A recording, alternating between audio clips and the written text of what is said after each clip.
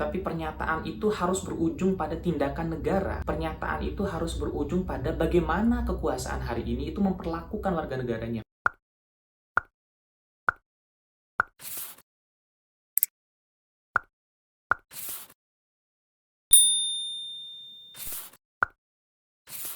Halo, Assalamualaikum warahmatullahi wabarakatuh. Kembali lagi bersama Yusril Iza Hendra di channel YouTube Yusril Iza.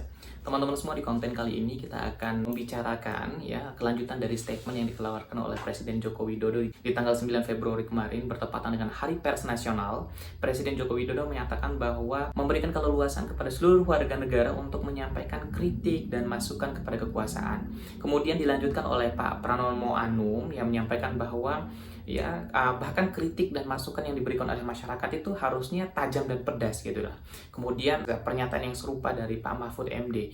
Dan baru-baru ini yang menarik sekali itu pernyataan dari Pak Muldoko selaku Kepala Staf Kepresidenan. Kita tahu bahwa di konten sebelumnya saya membuat konten berkaitan dengan Pak Muldoko, tetapi konten Pak Muldoko sebelumnya itu berkaitan dengan kudeta yang ingin beliau lakukan. Nah, baru-baru ini Pak Muldoko justru mengeluarkan pernyataan bahwa tidak akan menangkap orang-orang yang memberikan kritik dan masukan kepada kekuasaan hari ini. Itu sederhananya seperti itu. Nah, teman-teman semua, pernyataan itu boleh kita dengarkan, tapi harus kita uji gitu loh. Apakah memang kekuasaan hari ini serius untuk memberikan keleluasan kepada warga negara untuk menyampaikan pikiran, kemudian menyampaikan daya kritis mereka kepada kekuasaan. Jangan sampai pernyataan itu hanya sebuah pernyataan yang berusaha untuk menumpulkan daya kritis.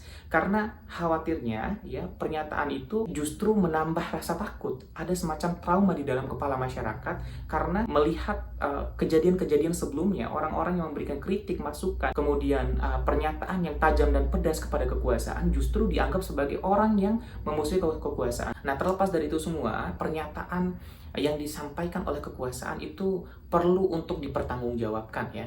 Jangan sampai pernyataan itu hanya sebatas di lidah saja seperti di konten sebelumnya, tetapi pernyataan itu harus berujung pada tindakan negara. Pernyataan itu harus berujung pada bagaimana kekuasaan hari ini itu memperlakukan warga negaranya. Karena itu menjadi penting ya, sebagai suatu negara yang demokrasi, sebagai suatu negara yang mengamini adanya kemerdekaan berpikir, kita menginginkan adanya kebebasan dan keleluasaan setiap warga negara untuk menyampaikan kritik dan masukan kepada kekuasaan. Jangan sampai kritik dan masukan itu justru dianggap sebagai sesuatu hal yang membahayakan kekuasaan. Ya, itu yang tampak yang saya perhatikan bahwa setiap kritik, masukan yang disampaikan oleh tokoh-tokoh intelektual, anak muda tokoh masyarakat ataupun masyarakat seluruhnya, itu kebanyakan dianggap sebagai pernyataan yang provokatif, kemudian pernyataan-pernyataan yang tidak bisa membangun. Padahal kritikan itu muncul atas rasa kepedulian kita kepada kekuasaan. Kekuasaan hari ini kita perhatikan semacam ada kekurangan pikiran kekurangan inovasi, sehingga warga masyarakat, anak muda, milenial, kemudian tokoh-tokoh intelektual itu memberikan kritik dan masukan. Nah, kritikan ini baik untuk perjalanan demokrasi, untuk perbaikan kebijakan kita. Berbahaya kemudian kritik dan masukan itu kemudian selalu dianggap sebagai sesuatu hal yang membahayakan. Kembali lagi seperti yang saya sampaikan tadi, itu kritik itu adalah bentuk kepedulian gitu loh. Berbahaya kemudian ketika warga negara sudah tidak peduli, warga negara sudah tidak mau memberikan kritik kepada kekuasaan. Nah, ini akan menjadikan kekuasaan lupa diri. Kekuasaan tidak akan bercermin melihat bagaimana kebijakan yang mereka keluarkan apakah memang sudah sesuai dengan keinginan dari rakyat. Karena kehidupan masyarakat kota itu tidak bisa dijadikan sampel dan ukuran bagaimana kehidupan masyarakat di pedesaan, masyarakat di daerah. Hari ini masyarakat itu masih banyak yang nggak makan, masyarakat itu masih banyak yang tidak merasakan keadilan, tidak merasakan kesejahteraan, tidak merasakan adanya semacam sebuah keadilan sosial di tengah-tengah masyarakat. Nah, ketika adanya ketidakadilan sosial di tengah-tengah masyarakat, kita tidak bisa menghindari adanya kritik dan masukan. Kritik itu muncul justru karena ada masalah gitu loh. Masalah yang terjadi di tengah-tengah masyarakat itu justru memicu lahirnya daya kritis dari warga negara. Maksud saya seperti ini, ketika kekuasaan tidak menginginkan adanya kritik, tidak menginginkan adanya masukan yang tajam dan pedas dari warga negara, maka perbaiki kebijakan. Kita perlu ada sebuah manajemen yang baik dalam proses bernegara kita. Jangan sampai kita selalu dihadap-hadapkan pada permasalahan suku, agama, ras, golongan, tetapi kita kita lupa bahwa ada permasalahan besar yang tengah kita hadapi. Ada permasalahan ekonomi, ada permasalahan krisis kesehatan.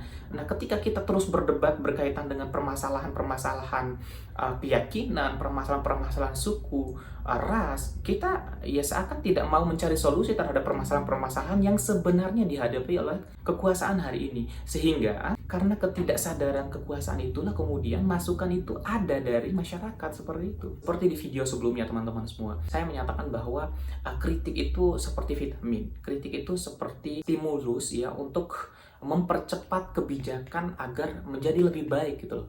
Ini sangat menguntungkan kekuasaan karena ketika kekuasaan itu mengalami krisis pikiran, krisis inovasi, dan krisis gagasan, maka kritik, masukan itu menjadi acuan gitu loh. Nah, berbahaya ketika kekuasaan di satu sisi mengalami krisis gagasan, krisis ide, dan krisis inovasi, dan di sisi lain rakyat sudah takut untuk memberikan kritik dan masukan. Yang terjadi kebijakan selalu down, kebijakan yang dikeluarkan itu tidak bisa mengakomodir ke seluruh keinginan rakyat.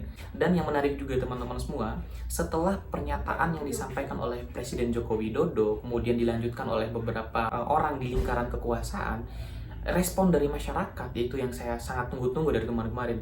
Justru yang muncul ya, respon masyarakat yang ada di sosial media, di Instagram, Twitter, itu banyak sekali membuat meme-meme yang lucu ya. Nah, respon ini penting ya, karena melalui respon inilah kita bisa tahu apakah memang setiap statement yang dikeluarkan oleh kekuasaan, setiap kebijakan yang dikeluarkan oleh kekuasaan memang benar-benar ditanggapi serius atau seperti apa oleh warga negara. Respon dari netizen justru di luar dari yang disangka oleh kekuasaan. Statement yang disampaikan oleh Presiden Joko Widodo itu ditanggapi lucu oleh banyak netizen, menganggap bahwa kritik pedas yang disampaikan oleh Pranomo Anum, kritik yang harus pedas dan tajam itu diganti dengan keripik pedas gitu loh, keripik goreng. Ada yang menyamakan kritik itu dengan keripik. Kemudian banyak sekali meme-meme yang lucu sebagai respon balik atas pernyataan yang disampaikan oleh Presiden Joko Widodo. Menurut saya pribadi ya, respon dari masyarakat itu penting. Apalagi di zaman sekarang, di zaman sosial media, respon dari netizen itu menjadi ukuran apakah memang ada trust publik kepada kekuasaan. Nah, yang saya lihat ada semacam ketidakpercayaan publik ya atas setiap statement yang dikeluarkan oleh kekuasaan. Karena ada inkonsistensi ya, ada ketidakkonsistenan ketika kekuasaan mengeluarkan statement dan kebijakan yang dikeluarkan oleh kekuasaan. Perlakuan kekuasaan terhadap warga negaranya itu berbeda dengan statement yang dikeluarkan. Seperti misalkan di konten sebelumnya saya sampaikan bahwa Presiden Joko Widodo di tanggal 9 memberikan keleluasan kepada kita untuk memberikan kritik. Tetapi ya beberapa bulan yang lalu, beberapa tahun yang lalu bahkan, itu banyak sekali warga negara, banyak sekali anak bangsa itu yang dipenjarakan hanya karena kemerdekaan berpikir gitu loh. Misalkan seperti aktivis kami, kemudian para mahasiswa yang melakukan demonstrasi itu banyak yang menjadi korban, meninggal dunia bahkan gitu loh. Karena mereka memperjuangkan hak menyampaikan pendapat, karena mereka memperjuangkan hak masyarakat gitu loh kepada kekuasaan, memberikan kritik dan masukan kepada kekuasaan dengan melakukan demonstrasi, dengan melakukan aksi. Yaitu ya seperti katanya Pak Pranomo Anum, yaitu dengan cara yang pedas dan tajam. Nah, cara-cara yang seperti itu sudah ditempuh oleh warga negara beberapa tahun yang lalu. Tapi respon balik dari kekuasaan justru melakukan perlakuan yang diskriminatif, perlakuan yang represif ya, tindakan-tindakan yang menurut saya sebagai negara demokrasi, sebagai negara yang mengamini adanya kemerdekaan berpikir, itu tindakan yang berlebihan gitu loh. Nah, harusnya pikiran-pikiran yang ada di luar kekuasaan, masukan untuk kekuasaan itu diakomodir dengan baik, diterima dengan baik sebagai sebuah keinginan warga negara atas perbaikan kebijakan kekuasaan gitu loh. Karena yaitu masukan, kritikan itu menjadi sangat penting dalam proses kehidupan berbangsa dan bernegara kita. Bayangkan ketika dua elemen penting dalam negara ini, kekuasaan dan warga negara, itu sudah saling membelakangi, ya kekuasaan sudah tidak mempunyai kepercayaan lagi di tengah-tengah masyarakat, dan warga masyarakat sudah tidak akan percaya lagi dengan kekuasaan. Nah, ini semakin berbahaya. Ya, ketika kita menginginkan negara ini terus utuh, negara ini selalu baik, ya selalu kondusif, maka keluarkan kebijakan yang memang konsisten. Harus ada kebijakan yang memang mengakomodir seluruh pikiran.